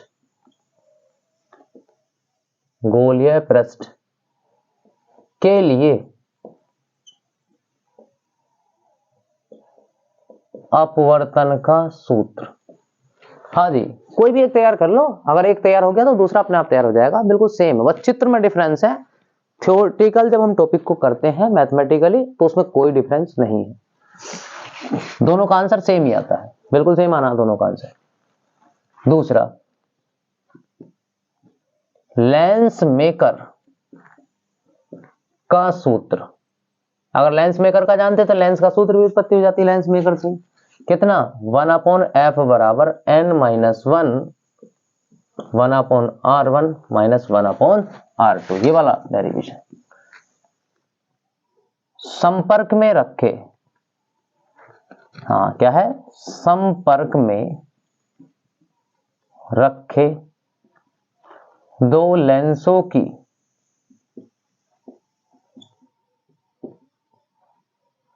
संयुक्त फोकस दूरी,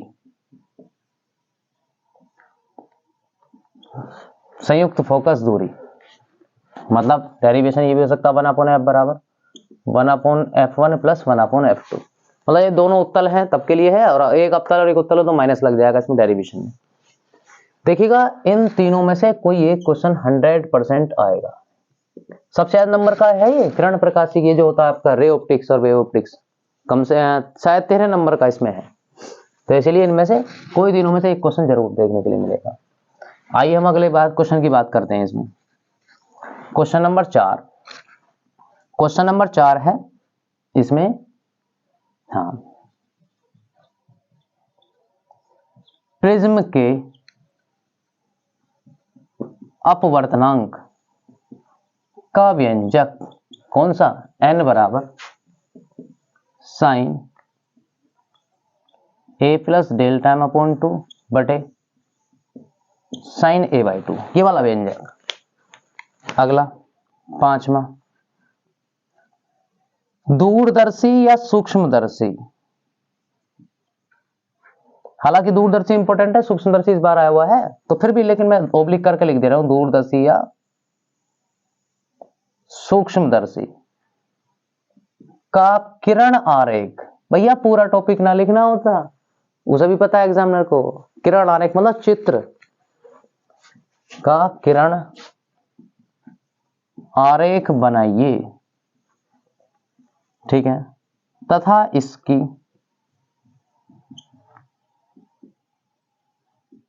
आवर्धन क्षमता।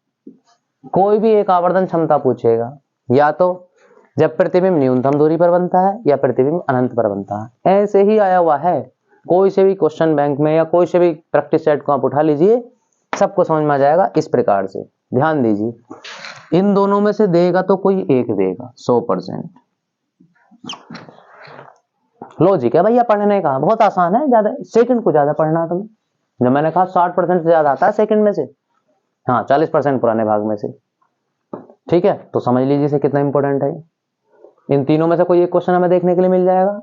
हाँ अवतल कई बार आया हुआ, अवतल गोलीय पृष्ठ, ऐसे इन दोनों में से कोई भी एक क्वेश्चन हमें देखने के लिए मिल जाएगा 100%। हाँ इस चैप्टर में से ये तो हो गए आपके लॉन्ग क्वेश्चन। अब हम बात कर रहे हैं भैया शॉर्ट क्वेश्चन, कौन कौन से शॉर्ट हम इसमें पढ़ें। ठीक है, शॉर्ट कौन कौन से पढ़ें। पहला जो शॉर्ट क्वेश्चन है, प्रकाश के पूर्ण आंतरिक परावर्तन को समझाइए। ठीक है, तथा इसकी शर्तों का उल्लेख कीजिए। प्रकाश के पूर्णांतरिक परावर्तन से आप क्या समझते हैं, इसकी शर्तों का उल्लेख कीजिए। देखिएगा पूर्णांतरिक परावर्तन जब हम पढ़ते हैं तो इसमें क्रांतिक कोण को भी पढ़ा जाता है, तो उसे पढ़ लेना वहीं पर। ठीक है, दूसरा क्वेश्चन, लेंस की फोकस दूरी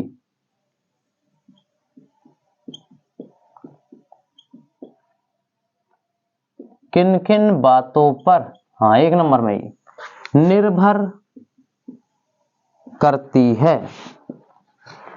ठीक है जी। तीसरा क्वेश्चन, इसमें क्या है, ये हो गया, ये हो गया, और इसमें क्या है जी, हाँ ज्यादा इसमें पढ़ने की फालतू आवश्यकता नहीं है, शॉर्ट क्वेश्चन है भाई, 2-3 क्वेश्चन है।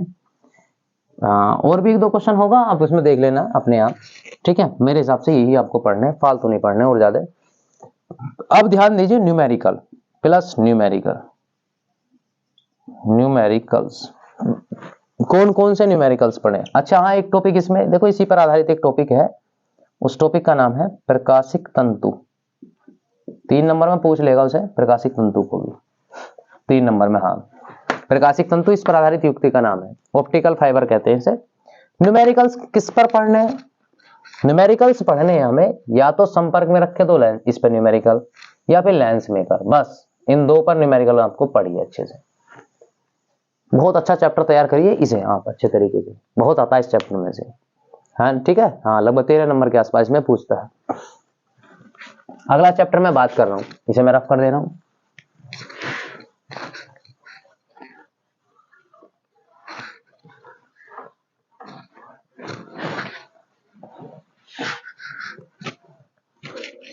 चैप्टर नंबर 10, ये तो किरण प्रकाशिकी हो गया। अब है तरंग प्रकाशिकी, तरंग प्रकाशिकी, इसे हम कहते हैं वेव ऑप्टिक्स। क्या कहते हैं, वेव ऑप्टिक्स। आइए हम तरंग प्रकाशिकी को समझ लेते हैं, इसमें क्या है। इसमें भी भैया लॉन्ग क्वेश्चन, कौन सा लॉन्ग क्वेश्चन, पहला लॉन्ग क्वेश्चन, हाइगेंस के द्वितीयक तरंगिकाओं, द्वितीयक तरंगिकाओं के सिद्धांत को समझाइए। भैया 100% इंपोर्टेंट है, ये बड़ा इंपोर्टेंट है, कई बार आया हुआ है। ठीक है, इसकी सहायता से तरंगों के परावर्तन या अपवर्तन की व्याख्या कीजिए। दूसरा क्वेश्चन, इसमें दूसरा क्वेश्चन कौन सा है, एकल झिर्री द्वारा प्रकाश के विवर्तन की व्याख्या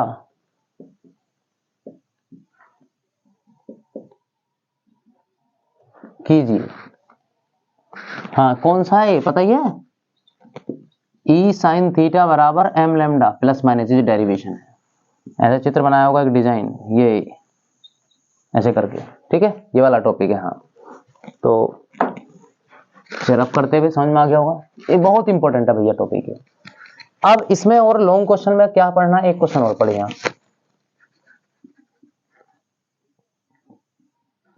पोलराइड किसे कहते हैं, ठीक है, इसकी सहायता से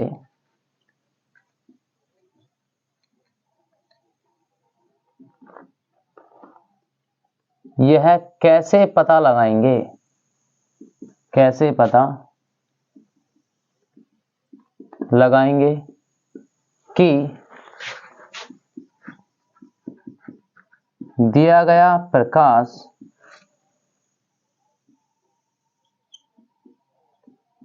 अध्रुवित है, आंशिक रूप से ध्रुवित है या पूर्ण रूप से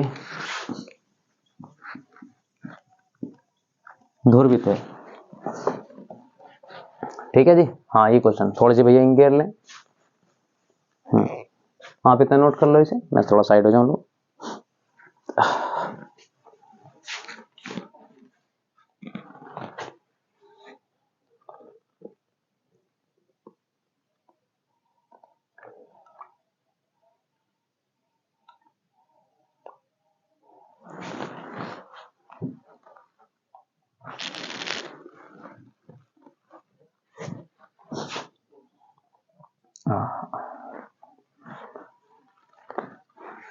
हाँ जी ये क्वेश्चन, अब देखो इसमें क्या है बच्चों, एक क्वेश्चन है यंग का प्रयोग, ठीक है, हाँ यंग का द्विक रेखा छिद्र प्रयोग, मतलब फ्रिंज की चौड़ाई का व्यंजक और होता है।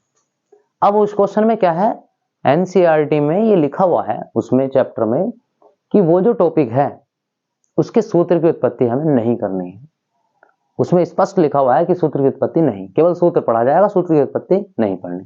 तो हम क्यों जबरदस्ती दिमाग खराब करें, ठीक है नहीं, जब लिखा हुआ है, हाँ नोटिस में लिख रखा है उसमें कि सूत्र की उत्पत्ति नहीं करनी है। हालांकि फिर भी एक बार अगर पढ़ना चाहें पढ़ सकते हैं, क्योंकि इसमें न्यूमेरिकल देते हैं, दीप्ति फ्रिंज की स्थिति और अदीप्ति फ्रिंज की स्थिति पर न्यूमेरिकल पढ़ेंगे उसमें, ठीक है नहीं, ध्यान देंगे, ये सब थियोरेटिकल टॉपिक है पढ़ने हैं। और यंग का जो प्रयोग है उस पर न्यूमेरिकल, दीप्ति फ्रिंज की स्थिति और अदीप्ति फ्रिंज की स्थिति पर। दूसरा यंग का व्यतिकरण, दो तरंगों का व्यतिकरण क्या है उस पर पढ़ने आप। मैं इसमें शॉर्ट में लिख रहा हूं, देखिएगा कौन से क्वेश्चन लिख रहे हैं। शॉर्ट क्वेश्चन पहला, शॉर्ट क्वेश्चन है प्रकाश के व्यतिकरण को समझाइए, ठीक है जी। इसमें ही पूछता है संपोषी तथा विनाशी व्यतिकरण, ठीक है भाई, मतलब व्यतिकरण दो प्रकार का होता है, संपोषी और विनाशी।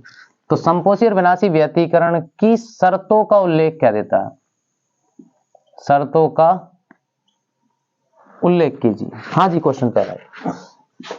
दूसरा क्या है,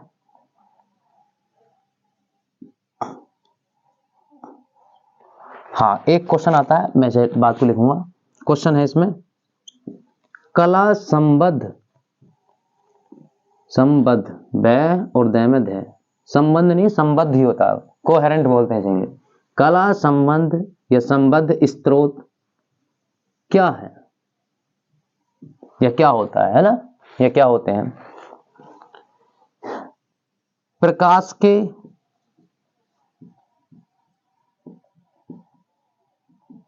व्यतिकरण की शर्तों का उल्लेख कीजिए। बड़ा इंपॉर्टेंट क्वेश्चन है, ध्यान दीजिए, प्रकाश के व्यतिकरण की शर्तों का उल्लेख कीजिए, बिल्कुल कई बार आया हुआ। 5 शर्तें होती हैं इसकी, उसमें एक शर्त कला संबंध स्रोत भी होता है। तीसरा व्यतिकरण तथा विवर्तन में अंतर, व्यतिकरण तथा विवर्तन में अंतर। व्यतिकरण को इंटरफेरेंस कहते हैं, विवर्तन को डिफ्रैक्शन कहते हैं। What is the main relation between interference and diffraction? ठीक है, तो चलिए समझ में आ गया होगा सभी को। हाँ, ज्यादा नहीं पढ़ना भैया, इतना ही पढ़ लो। न्यूमेरिकल मैंने आपको बताया इस चैप्टर में न्यूमेरिकल भी पढ़ने हैं। न्यूमेरिकल्स कौन सा? दीप्त फ्रिंज की स्थिति, ध्यान दीजिए। हाँ बिल्कुल पढ़ने, दीप्त फ्रिंज की स्थिति पे, या दीप्त की जगह अब अदीप्त कर देगा, अदीप्त फ्रिंज की स्थिति, इस पर न्यूमेरिकल। प्रकाश और आगे क्या है? तीव्रता, परिणामी तीव्रता पर, दो तरंगों की परिणामी तीव्रता का व्यंजक भी पूछ लेता है, एक लिख लेना इसमें क्वेश्चन, तीव्रता का इसमें व्यंजक भी हमसे पूछ लेगा भैया। बस ज्यादा नहीं पढ़ना फालतू। ध्यान दीजिए, इन तीनों में से कोई एक क्वेश्चन 100% मिलने वाला है आपको बोर्ड एग्जाम में। ठीक है जी, ये आपके शॉर्ट क्वेश्चन है, आप इन्हें भी पढ़ेंगे, ये भी बड़ा इंपॉर्टेंट है। चलिए क्वेश्चन चैप्टर नंबर 10 आप बहुत जल्दी निपटने वाला है। 14 चैप्टर खुलने आपके, बस अब हुआ देखो।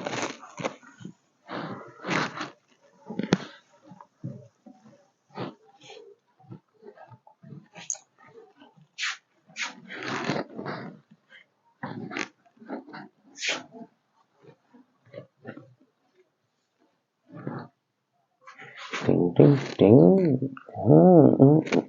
यस, अब हम बात करते हैं चैप्टर नंबर 11 की। कौन सा चैप्टर? Chapter number 11। कौन सा? 11। चलिए, चैप्टर नंबर 11 का नाम क्या है भैया? बताओ क्या नाम? अरे भाई ध्यान आ जाए, क्या नाम है? चैप्टर नंबर 11 का नाम है स्पेशल विकिरण तथा द्रव्य की द्वैत प्रकृति, डबल नेचर। भैया ये बड़ा पूरा चैप्टर इंपॉर्टेंट है, पूरा चैप्टर। क्यों है इंपॉर्टेंट? क्योंकि ये भी एक यूनिट में एक ही चैप्टर है। ठीक है, एक यूनिट में एक ही चैप्टर है।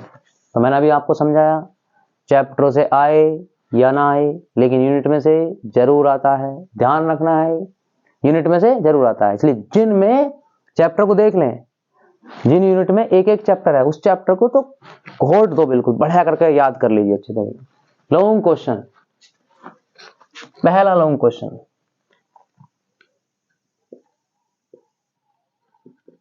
आइंस्टीन के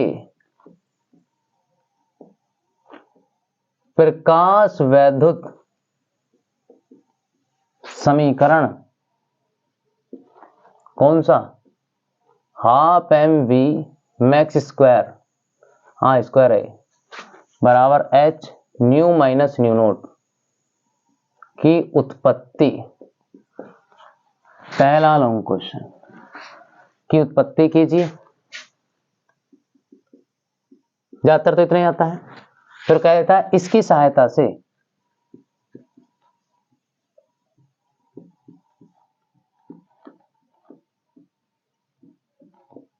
प्रकाश वैद्युत प्रभाव के नियमों का उल्लेख कीजिए। प्रकाश वैद्युत प्रभाव भी कह देगा या प्रकाश वैद्युत उत्सर्जन भी कह देगा। नियमों का उल्लेख कीजिए, बहुत इंपॉर्टेंट है ये। दूसरा, द्रव्य तरंगे क्या है? ठीक है, द्रव्य तरंगे क्या है या दी ब्रोगली तरंगे क्या है? आगे, दी ब्रोगली तरंग दैर्ध्य का सूत्र स्थापित कीजिए। भैया दो ही टॉपिक हैं इसमें। लो क्वेश्चन कह देगा दी ब्रोगली तरंगे क्या है, द्रव्य तरंगों को ही दी ब्रोगली या डी ब्रोगली भी कहते हैं, दे ब्रोगली कैसे भी लिख लो, है तो ब्रोगली। ठीक है, हाँ, दी ब्रोगली तरंगे क्या है या द्रव्य तरंगे क्या है, दी ब्रोगली तरंग दैर्ध्य का सूत्र स्थापित कीजिए। ठीक है जी, ये क्वेश्चन आप समझ गए होंगे। मैं इधर से थोड़ा सा रब कर दूं इसे। चलिए, इसमें ये लॉन्ग क्वेश्चन आपके देखने के लिए। अब इसमें क्या है चैप्टर में भैया, न्यूमेरिकल पढ़ी है, न्यूमेरिकल्स। हाँ, इन दोनों में से कोई एक आएगा 100%, ये भी बात 100% है जी, इन दोनों में से आएगा जरूर। अब न्यूमेरिकल्स में क्या है, एक तो मैथमेटिकल फॉर्म में न्यूमेरिकल है, एक थ्योरेटिकल में भी न्यूमेरिकल है। इसमें से ऐसे क्वेश्चन उठाने का वो प्रयास करेगा न्यूमेरिकल शेप में। कैसे? जैसे थ्योरेटिकल लिख देगा पूरा, उसमें कोई मान ही नहीं दिया होगा, कहेगा सिद्ध करो कि इतना बराबर इतना, कि उसकी ऊर्जा और उसका अनुपात इतना होगा। ऐसे करके क्वेश्चन बैंकों में दे रखे हैं कई तरीके से क्वेश्चन कैसे आए हुए हैं वो। तो इसलिए उन न्यूमेरिकल्स को और उन क्वेश्चनों को अपने अच्छे से तैयार कर लेंगे। बात समझ में आ रही होगी सभी को। इन दोनों क्वेश्चनों को अच्छे से पढ़ना है चैप्टर में, कोई भी एक क्वेश्चन जरूर आएगा देखने के लिए। अच्छे से पढ़ लो, 100% लिख रहा हूं बेटा यहाँ पर, 100%। ठीक है, किसी बात की वजह से लिखा हूं मैं 100%, इतना बेवकूफ ना हम भी और तुम भी। चलिए,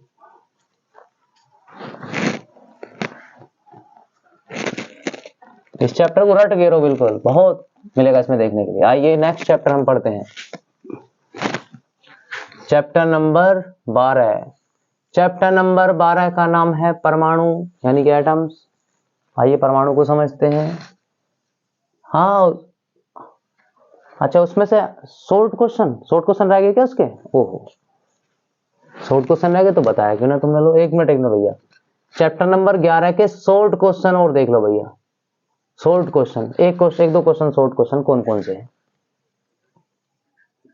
कार्यफलन, हाँ जी, कार्यफलन, देहली आवृत्ति या देहली तरंग दैर्ध्य। हाँ, तो लिखा ही नाम ने। इनमें से कोई एक परिभाषा। ठीक है, किसी भी धातु की सतह से उत्सर्जित होने वाले जो इलेक्ट्रॉनों की न्यूनतम ऊर्जा होती है उसे हम कार्यफलन कहते हैं। ठीक है, इलेक्ट्रॉन को उत्सर्जित करने के लिए जितनी ऊर्जा की आवश्यकता होती है, देहली आवृत्ति जितनी न्यूनतम आवृत्ति की आवश्यकता होती है इलेक्ट्रॉनों को उत्सर्जित करने के लिए, ऐसी देहली तरंग दैर्ध्य। ठीक है, अधिकतम होता है इसमें। इसमें एक क्वेश्चन है निरोधी विभव। निरोधी विभव क्या है? ठीक है जी, इसका मान किस पर निर्भर करता है? हाँ भैया, पढ़ लेना जरूर, ये बड़ा इंपॉर्टेंट क्वेश्चन है निरोधी विभव वाला। हाँ, अब इसमें आता ग्राफ प्लॉट करने के लिए इस चैप्टर में से। ग्राफ किस किस के बीच में? निरोधी विभव तथा गतिज ऊर्जा कह देगा, इस दोनों के बीच में पूछ ले निरोधी विभव। अधिकतम गतिज ऊर्जा, निरोधी विभव, ठीक है, आवृत्ति और निरोधी विभव में कह लेगा, या गतिज और निरोधी विभव, इनमें ग्राफ पूछ लेता है, ग्राफ प्लॉट करने के लिए आता है। चलिए मैं इसे रब कर दे रहा हूं। चैप्टर नंबर 12 पर आते हुए परमाणु। परमाणु में पहला क्वेश्चन है रदरफोर्ड के अल्फा कणों के प्रकीर्णन का प्रयोग, उससे निष्कर्ष। ठीक है, हाँ, बोर का परमाणु मॉडल। कौन सा? बोर का परमाणु मॉडल। ठीक है जी, हाँ, बोर का परमाणु मॉडल समझाइए।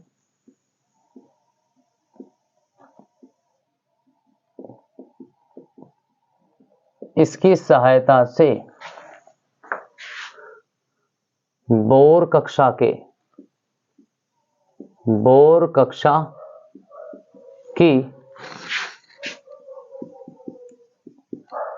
त्रिज्या का व्यंजक स्थापित कीजिए। हाँ, बोर कक्षा की त्रिज्या का व्यंजक या हाइड्रोजन परमाणु कक्षा का त्रिज्या का व्यंजक। तीसरा सबसे इंपॉर्टेंट, हाइड्रोजन स्पेक्ट्रम को समझाइए। भैया सबसे ज्यादा इंपॉर्टेंट है हमारे हिसाब से। तो 100% इंपॉर्टेंट, बाकी सब इंपॉर्टेंट है, लेकिन ये तीनों 100% इंपॉर्टेंट है। तीनों में से भी तीसरा इंपॉर्टेंट है।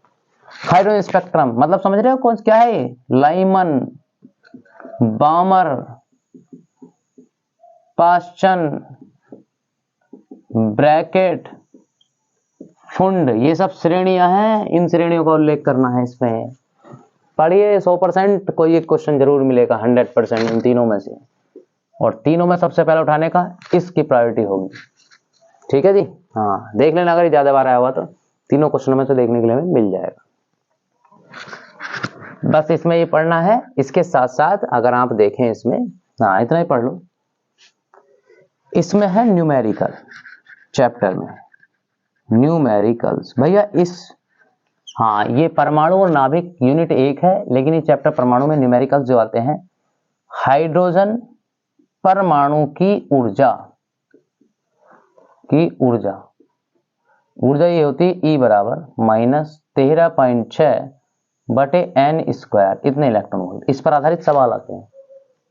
ठीक है, सवाल करेंगे इस पर आधारित। शॉर्ट क्वेश्चन इसमें देखने हैं, लो शॉर्ट क्वेश्चन भी देख लो इसमें। चलो लिख दे रहा हूं मैं।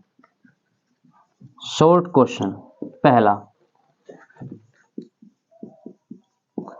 परमाणु की आयनन ऊर्जा, ठीक है, आयनन विभव, ठीक है, प्रथम उत्तेजन विभव को समझाइए। समझ में आ गया इतनी बात? परमाणु की आयनन ऊर्जा क्या है, परमाणु का आयनन विभव क्या है, परमाणु का प्रथम उत्तेजन विभव क्या है, प्रथम उत्तेजन, ठीक है, बंधन ऊर्जा को समझाइए। दूसरा क्वेश्चन, बस ज्यादा पढ़ने की जरूरत नहीं है, रब करते हुए इसे।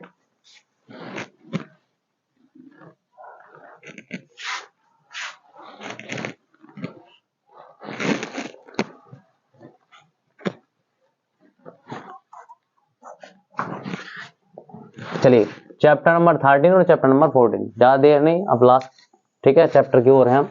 चैप्टर नंबर 13 का जो नाम है वो नाम है भैया नाभिक, यानी कि न्यूक्लियस। चलिए नाभिक को हम पढ़ते हैं। पहला क्वेश्चन इसमें लोंग, हाँ जी लोंग की बात कर रहे हैं। पहला लोंग, सूर्य में निरंतर मतलब लगातार ऊर्जा कैसे बन रही है? हाँ जी, समीकरण देकर समझाइए।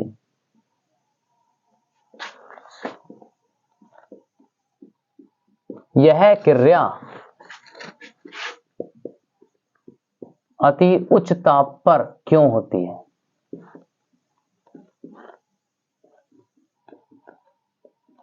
हाँ जी, मतलब ये जो रिएक्शन है वेरी हाई टेम्परेचर पर क्यों होती है, ये आपको बताना है। ठीक है जी, हाँ इसमें यही क्वेश्चन है। लॉन्ग के फॉर्मेट में तो मेरे हिसाब से एक ही क्वेश्चन है इसमें। ठीक है, ज्यादा नहीं पढ़ना, शॉर्ट में आ जाओ।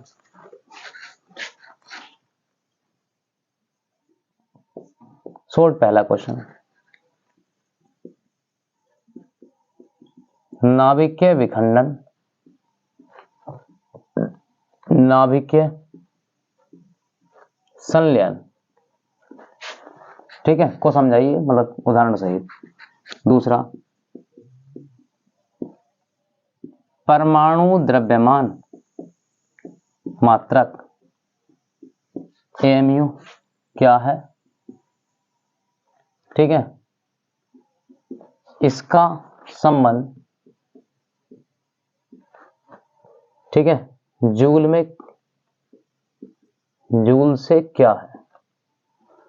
ठीक है जी, इसका रिलेशन जूल में, मतलब AMU में कितने जूल ऊर्जा होती है आपको बताना है।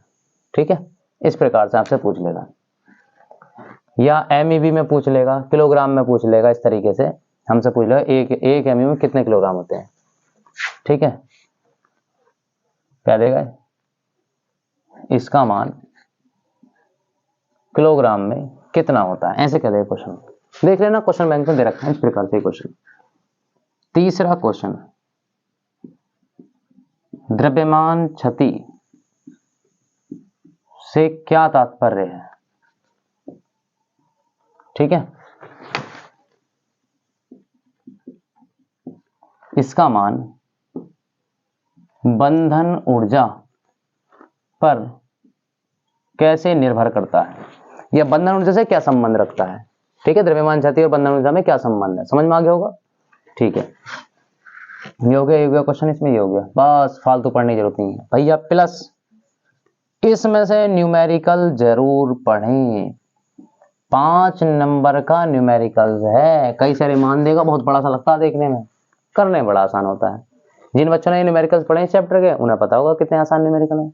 या 100% न्यूमेरिकल, या तो यहां से इसे रखेगा कोई भी टॉपिक, या न्यूमेरिकल 100% आएगा, 100% लिख लीजिए, इसमें से न्यूमेरिकल जरूर आएगा। ठीक है, बिल्कुल 100% हम कह रहे हैं आएगा, इसमें कन्फर्म है। इसमें ये बात समझ में आ गई। परमाणु द्रव्यमान मात्रा, नाभिक के विखंडन, नाभिक के संलयन, द्रव्यमान छति क्या है, इसका मान, बंधन जैसे क्या संबंध है इसका। ठीक है, ये आपको बताना है। चलिए अब हम अगर बात करें आगे, अच्छा बंधन ऊर्जा पीछे लिख लिया, हाँ बंधन ऊर्जा इसी का पार्ट है, वो है तो एक यूनिट किसी में भी लिख लिया। चलिए मैं इसे रब कर दे रहा हूँ। न्यूमेरिकल बिल्कुल ध्यान रखना है, बड़े बड़े जो न्यूमेरिकल है वो आते हैं, 5 नंबर का न्यूमेरिकल यहीं से मिलता है।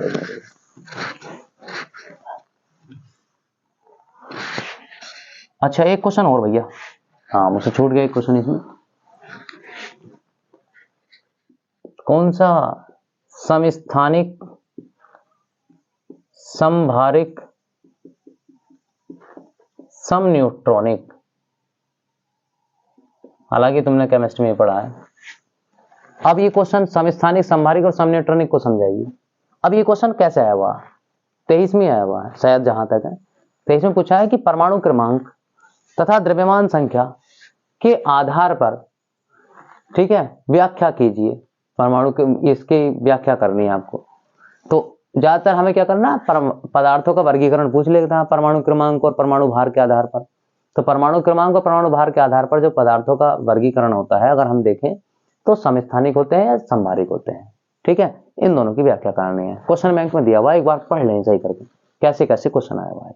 चाहिए बस भैया, लास्ट शिखर पर पहुंचने वाले हैं, माउंट एवरेस्ट की चढ़ाई बिल्कुल करने वाले हैं हमसे।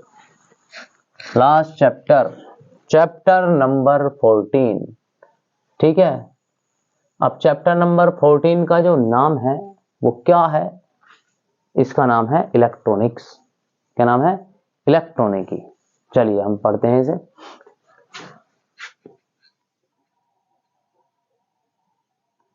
इलेक्ट्रॉनिकी, हाँ लंबा नाम लिखने की जरूरत नहीं है, ऐसा पदार्थ द्रव्य दुनिया भर का सरल परिपथ ऐसे दे रखा, बस इलेक्ट्रॉनिकी लिख लो। इलेक्ट्रॉनिक्स हम इसे कहते हैं, एक्चुअल में इलेक्ट्रॉनिक्स एक पूरा एक बुक है अपने आप में। जब आप बड़ी क्लास में पढ़ेंगे तो इलेक्ट्रॉनिक्स पूरी बुक आती है, लेकिन आपके यहाँ बहुत छोटा सा वर्णन है। इस चैप्टर को 100% लिखिए भैया, 100% पढ़ना है, जो जो बताऊं आएगा पेपर में 100%। पहला लॉन्ग क्वेश्चन इसमें से, पीएन संधि डायोड को पूर्ण तरंग, हाँ चलो साफ साफ लिख देता हूं, लो, को पूर्ण तरंग दिष्टकारी या अर्ध तरंग दिष्टकारी के रूप में कैसे प्रयुक्त करते हैं। बस ज्यादा नहीं है, इसे पढ़ लो, 100% आएगा, 100%। दूसरा क्वेश्चन क्या है, पीएन संधि डायोड क्या है। ठीक है, पीएन संधि डायोड क्या है।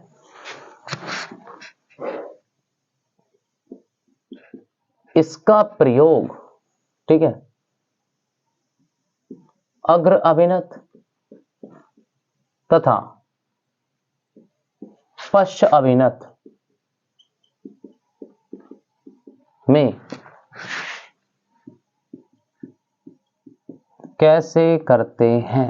बस दो लोग क्वेश्चन शॉर्ट। पहला, पीएन संधि डायोड में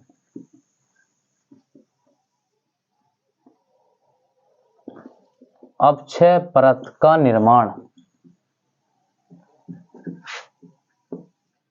कैसे होता है? पीएन संधि डायोड में अपक्षय परत का निर्माण कैसे होता है? ठीक है, और पूछ लेगा विभव प्राचीर को समझाइए। ठीक है, पीएन संधि डायोड में अपक्षय परत का निर्माण कैसे होता है और विभव प्राचीर, इसकी सहायता से विभव प्राचीर को भी समझाइए, ऐसे कह देगा। या विभव प्राचीर क्या होता है, इसकी परिभाषा अलग भी पूछ सकता है, ऐसी अपक्षय परत की परिभाषा अलग भी पूछ सकता है 1 नंबर में। तो इसमें भैया ध्यान रखना अपक्षय परत क्या होता है, कैसे बनती है, सब आपको पता होना चाहिए। दूसरा क्वेश्चन, पी टाइप अर्धचालक या n type, t y p type, हाँ वैसे लिख लो, अर्धचालक क्या होते हैं या क्या होता है? ठीक है, क्या होता है?